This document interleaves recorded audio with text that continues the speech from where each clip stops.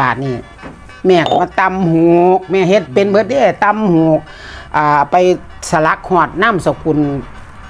ผู้บ่าวไว้กับเจ้าของไว้พุ่นแหละสกุลยังก็บ่ต้องไปเอ่ยถึงดอกเขาเจ้าไปปักซื้อน้ำสกุลตัวละ5 บาทพุ่นเด้ตะเกีย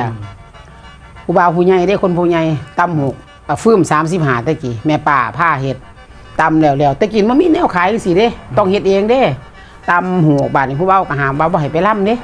ต้องแต่งงานแต่งการซื้อกันบาดนี้บ่ให้ไปร่ำมีเงินก็สิฝากมาให้ใช้บ่ไปก็บ่ไปว่ะสิโจว่าเป็นเฮียนเป็นท่านอยู่กับหลายแล้วเนาะ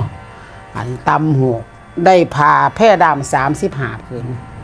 แล้วก็เจ็บคิดหมอนอีกยัดหมอนอีกตำเสียอีกยัดเสีย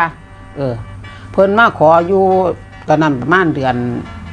สิแต่งกันเดือน6เนาะเพิ่นขอเดือนนี้ขอกันเดือนนี้ก็อีกเวลา2 เดือนเนาะก็สิพอดีละเดือน3เดือน4ห้อยแต่เดือน4ดอกแต่งเดือน4บาดนี้มื้อ10 ค่ำพี่หาน้องเราพี่เราน้องไว้จบยาพุ่นละบาดนี้กับพี่ชายใหญ่ก็ว่าเอางัวจักโตเพิ่นว่าว้ายดีใจบ่หน่อยตายพี่น้องอีนางเสียวผัวตัวพี่น้องมาทั้งขอนแก่นมีใหญ่คูนก็ว้ายอีนางเสียวผัวเพิ่นก็ดีใจ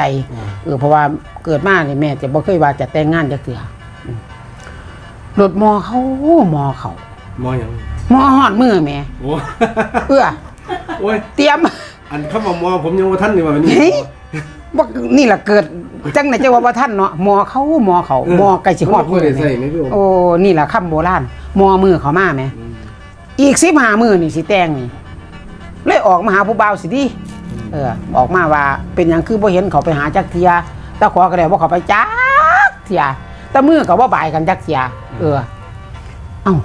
บ้านนี้เฒ่าแม่เฮียนเลยว่าน้าสาวล่ะนี่อุ่นเลยว่าไปถามเขาเบิ่งแน่เปียงเขามามีถ้าเขาคือบ่เขามาจักเที่ยมอเขามาแล้วฮอดมือฮอดเว้นมอมือเขามาแล้วเขาคือจังบ่มาว่าจังได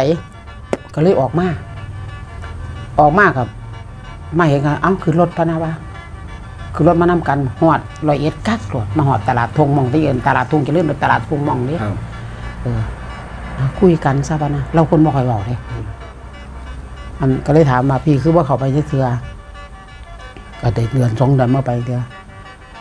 อันโอ้ยให้เว้าซะพะนะให้เป็นคือเก่าซะพะนะเอาเป็นแบบใดเป็นคือเก่าก็บ่อยากแต่งงานว่าซั่นอยากอยู่ผู้เดียวพะนะว่าโอ้ก็หมายถึงว่าอยากเลิกกันแม่นบ่จ้าแม่นแต่ว่าก็สิผู้เฒ่าผู้ยังไปหับไปเว้าอยู่ดอกว่าซั่นเพิ่นว่าก็สิค่าเสียหายก็สิไปขี้ให้อยู่ดอกค่าดองแต่กี่บาทออกบาทแม่นบ่ล่ะเพิ่นก็สิไปใส่ 40,000 ทองตะบาทก็ใส่4 บาทแม่นบ่เพิ่นก็ว่าเพิ่นสิยอมเสีย